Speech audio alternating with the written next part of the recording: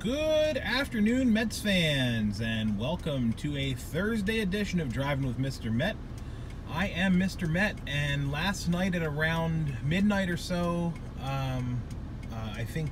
midnight or so Pacific time, so that's Vegas time, news broke that the Mets had reached a deal with their old friend Jeurys Familia. Mets bringing back Familia on a 3-year, $30 million contract. I want to talk about that today. I want to talk about the winter meetings as they wrap up and talk about what's next for the Mets as the offseason continues.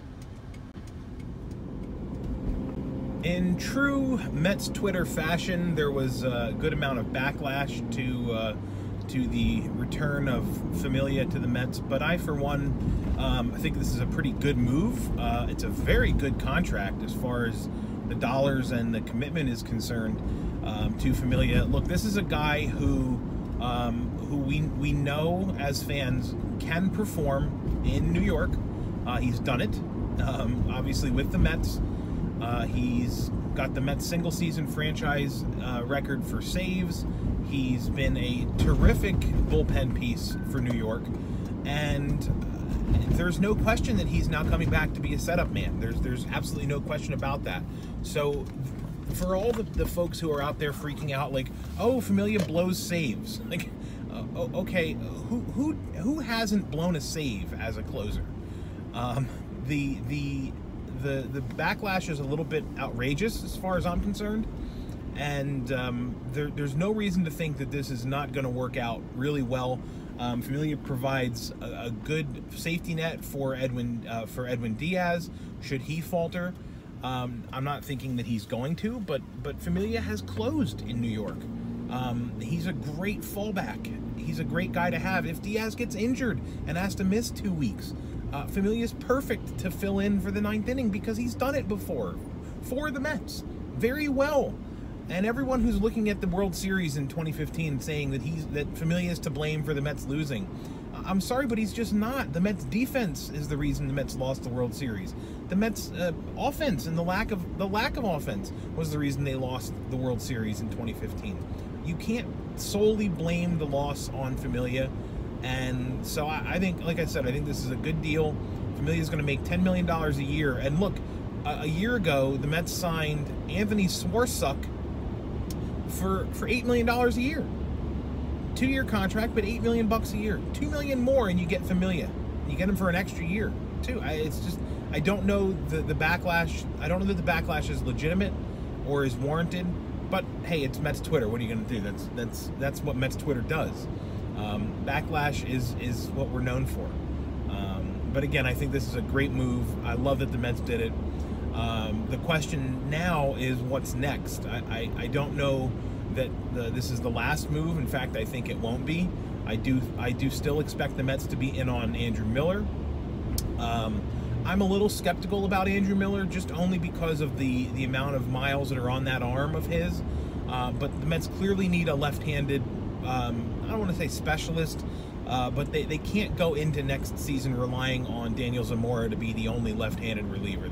That was a mistake going into 2018 with Jerry Blevins as the only legit left-handed reliever out of the bullpen, and I think Van Wagenen knows that. I think the Mets are going to be going hard after Andrew Miller. I'd love to see them sign him. I'm a little skeptical on how much money they have to spend to get him, but I don't know that there's a whole lot of depth in the left-handed market outside of Miller. So we'll see how that plays out. There's always David Robertson who's still available. That remains a possibility for the Mets. So let's just keep our eyes open and see how this unfolds over the next few weeks, and to see where relievers end up and who the Mets end up finding to fill out the bullpen. As it stands right now, the bullpen's in pretty good shape. You have Lugo, you have Gazelman, you have Familia, you have Diaz as the closer. Again, one more piece, and I think they're in really, really good shape in the bullpen. The offense was a problem last year, for sure. But if you looked at the season and judged it in 2 parts, the offense was definitely there in the second half. And Cano is going to bolster the offense for sure. and McNeil a full season is going to be a godsend to have in the lineup. So I don't think scoring runs are going to be a problem, and protecting those leads again with this bolstered bullpen shouldn't be a problem either. So again, these are all positive signs. I'm very happy with the way that things are unfolding so far. There is still more work to do. The Mets are still in the market for an outfielder. There's still all of the nonsense talk about Realmuto as a catcher. So the Mets are certainly still looking for a backstop. I think I'm in the minority when I say that I'm not going to be completely devastated, to quote Tom Glavine, if the Mets start the season with d'Arnaud and Pollock as the catchers. Is that the best possible scenario? Absolutely not. Obviously, Realmuto is the best possible catcher available today. I mean, there's no getting around that. I said it yesterday. I said it the day before yesterday. Realmuto is the best catcher in baseball. But I'm just not on board with overspending for a guy who's only under contract for 2 years, who plays a very high-risk position, high risk for injury, that is. I don't want to have a guy like that whose bat needs to be in the lineup, and Realmuto's bat, assuming the Mets have to part with Nimmo or Rosario, that bat's going to be important. And if he has to miss a good chunk of time due to a concussion or another injury related to being a catcher, it's going to be devastating to the lineup. So I'd rather the Mets pass on Realmuto, hold on to Rosario and Nimmo, and go out and sign one of the other free agents if they're going to make a move. Get Grandal, get Ramos, get Maldonado if you're that concerned with Pollock and d'Arnaud behind the plate. I think the need for an outfielder is greater than the need at this point for a catcher. With the Phillies signing McCutchen, there aren't a ton of options available in the outfield. AJ Pollock remains a name that's been tossed around, but for my money, he's Juan Lagares with as great an injury risk as Lagares. He's going to cost an awful lot more money. So I'd stay away from Pollock. Adam Jones is a name that's been floated out there. I'd rather spend the money on Adam Jones because he's not going to cost you 5 years and $80-some million, which is what Pollock is after. He's after Lorenzo Cain money. Look at AJ Pollock's last 5 years. I did this earlier. He's played over 113 games once in the last 5 years.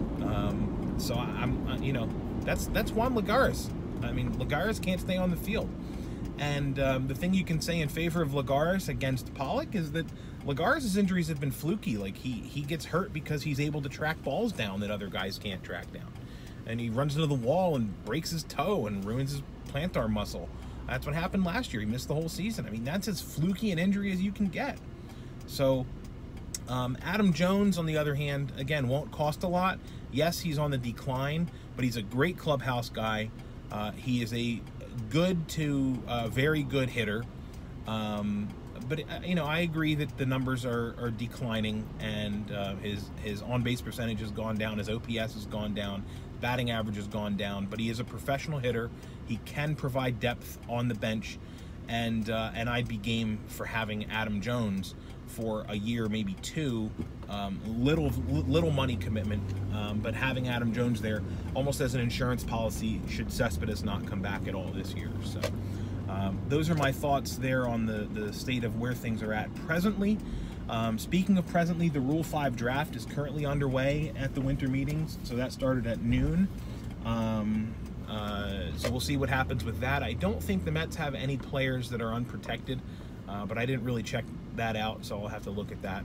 And we'll see what happens there and how that unfolds. And I'll come back tomorrow to talk about that and a few other things that are still outstanding as the winter meetings wrap up and the off-season continues. So until then, thanks for watching. I appreciate it. As always, you can follow me on Twitter at Mr_Met. And I say it every day. Let's go, Mets.